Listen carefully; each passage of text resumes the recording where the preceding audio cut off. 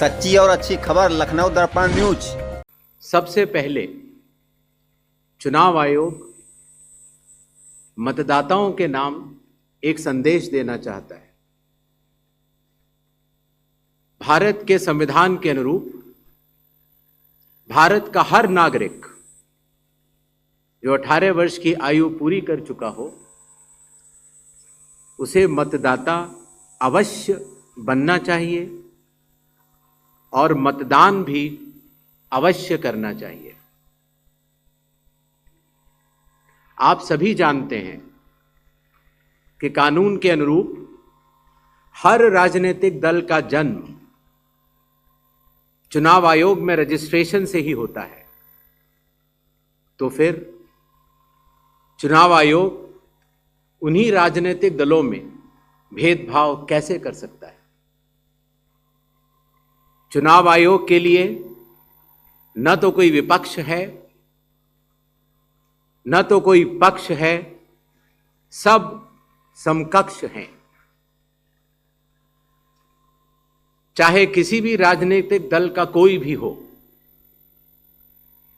चुनाव आयोग अपने संवैधानिक कर्तव्य से पीछे नहीं हटेगा। जमीनी स्तर पर सभी मतदाता, सभी राजनीतिक दल और सभी बूथ लेवल ऑफिसर्स मिलकर एक पारदर्शी तरीके से कार्य कर रहे हैं, सत्यापित भी कर रहे हैं, हस्ताक्षर भी कर रहे हैं और वीडियो टेस्टिमोनियल्स भी दे रहे हैं। यह एक गंभीर चिंता का विषय है कि राजनीतिक दलों के जिला अध्यक्षों और उनके द्वारा नामित बीएलएस के ये सत्यापित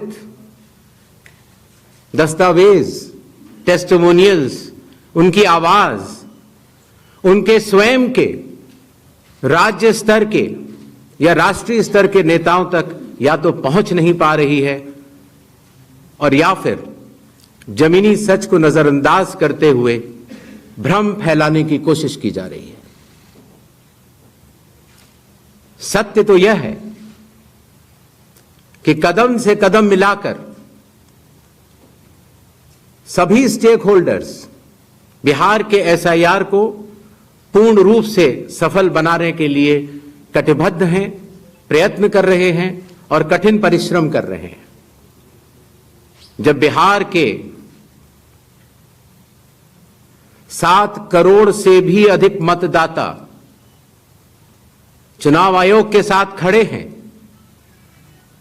तो न तो चुनाव आयोग की साख पर कोई प्रश्न चिन्ह खड़ा हो सकता है और न ही मतदाताओं की साख पर। पिछले 2 दशकों से लगभग सभी राजनीतिक दल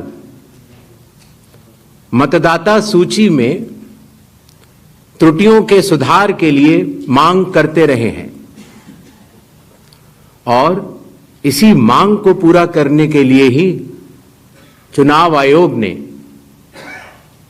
गहन पुनरीक्षण अर्थात स्पेशल इंटेंसिव रिवीजन एसआईआर की शुरुआत बिहार से की है।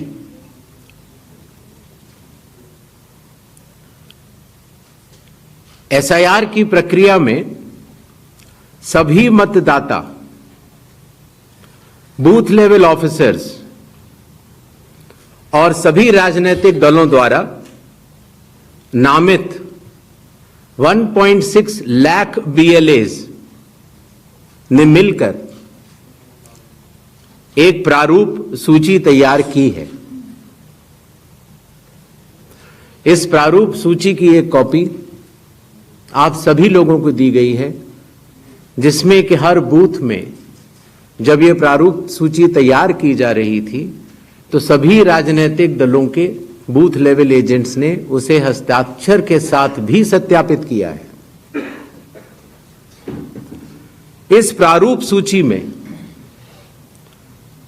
त्रुटियां हटाने के लिए एक बार फिर निर्धारित समय परिधि में सभी मतदाता और राजनीतिक दल मिलकर अपना बहुमूल्य योगदान दे रहे हैं।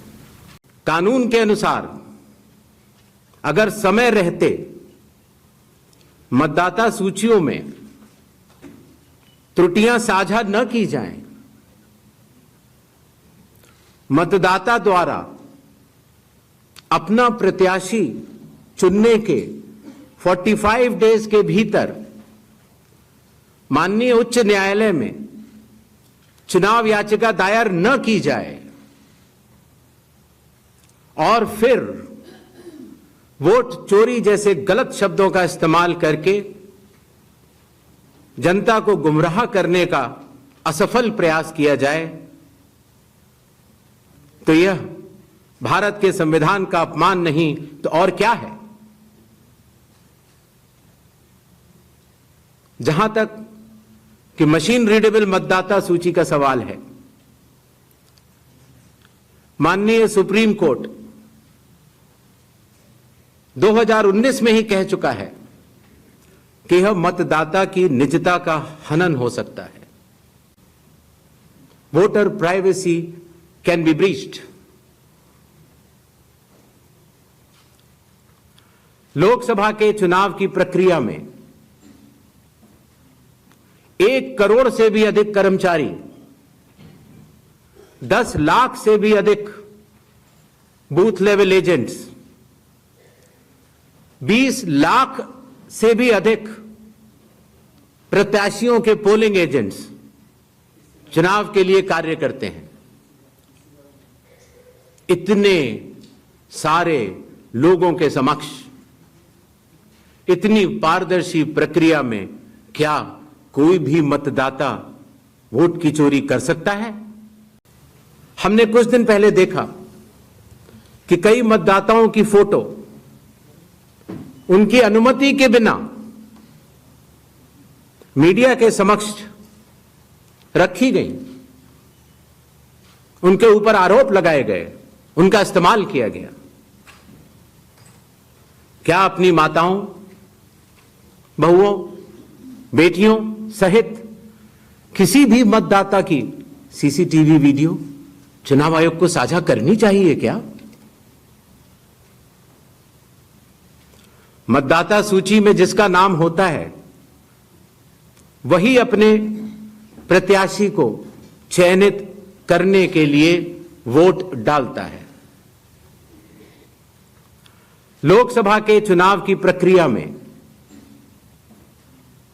1 करोड़ से भी अधिक कर्मचारी, 10 लाख से भी अधिक बूथ लेवल एजेंट्स,